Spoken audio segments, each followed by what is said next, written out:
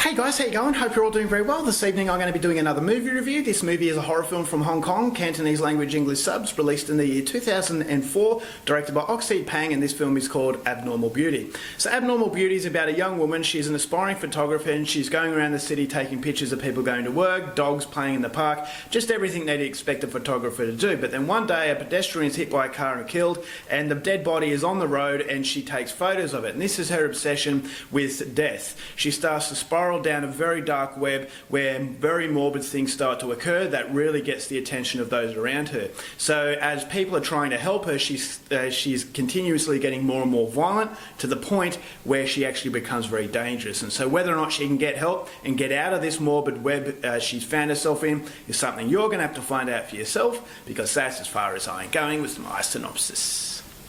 Now my thoughts on Abnormal Beauty.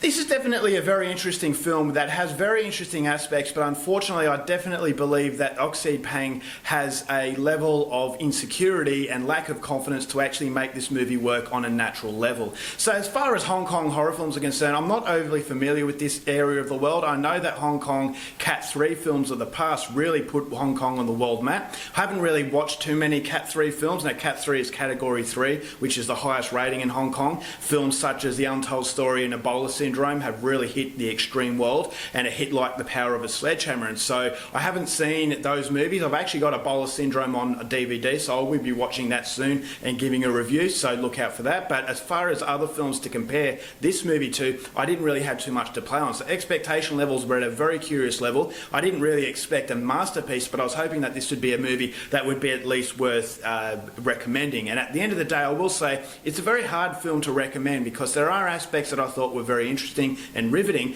but ultimately the execution was lacking of confidence, and that's something that I was a little bit surprised with, because this director has actually directed quite a few films in the past. He's actually known as one of the Pang brothers.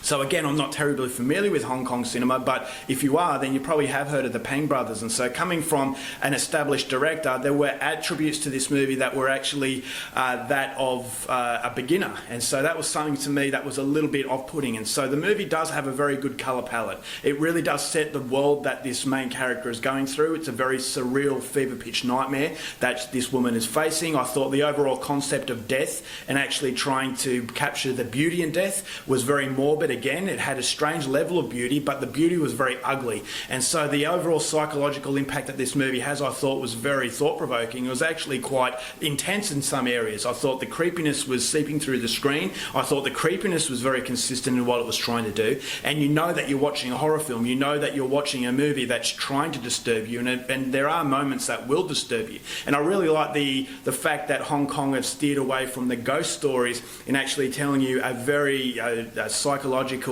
evaluation of a woman who has been traumatised by something that she's seen. This is something that a lot of people could relate to. When you witness something so horrific, it can change a person. And so her descent into insanity, I thought, was actually quite interesting, and I really liked the idea that Oxide Pang actually tried to establish. But unfortunately, as I said, the production is very good. It's a very quirky way of telling a story, which is very unnerving. And there are some scenes concerning this main character that I thought were really well done. But unfortunately, it's the lack of subtlety that really kills this film. Is that from first minute to last there is a score. So the score at the start, if there's something creepy happening, it really intensifies that score in a very scary way. And then all of a sudden in the next scene, it's a family get-together, and then there's bright and cheerful music. But then halfway through that particular scene, whether it's a revelation that the main character's had, it will go down into a scary, morbid sort of atmosphere once again. And so the atmosphere is all over the place. It feels like a manic depressive who's off its medication and just doesn't know where to go. It's reaching really high highs and really low lows, and it's just going all over the place, and it just becomes very disorientating. And I really couldn't stay connected to what was going on, because it was just all over the place. Is that the director is not having that confidence to actually tell a story in a natural way. And so I thought the script was very caricature, the characters were very caricature, their reactions weren't quite realistic, and so that quirkiness that the movie has, it works in some instances, but unfortunately the majority of that quirkiness doesn't quite work, because you're always disconnecting yourself from what's going on.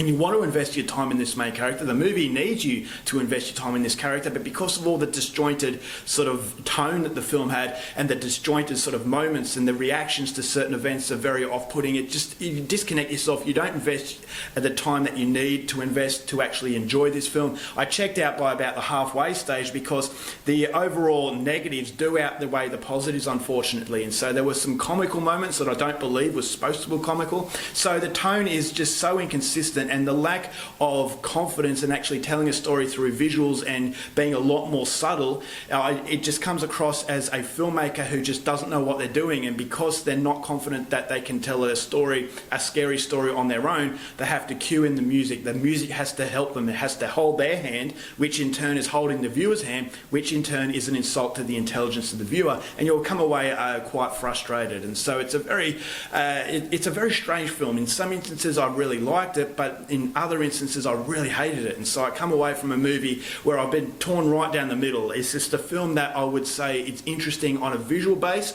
The overall concept is very interesting, but the lack of execution is evident, and it does become a major distraction. And so it's not a movie I would recommend if you are after something that's going to be a masterpiece. But for quirky cinema, I would definitely say give Abnormal Beauty at least one viewing. Maybe you'll get something a little bit more out of it than I did, but for me, I just couldn't get into it because of the fact there was that strange sort of barrier between me and the director that really prevented me from enjoying it as much as I wanted to. So there was a really good idea in there, but unfortunately the execution prevented me from getting there, and as a result of that, I'm going to give Abnormal Beauty 2 stars.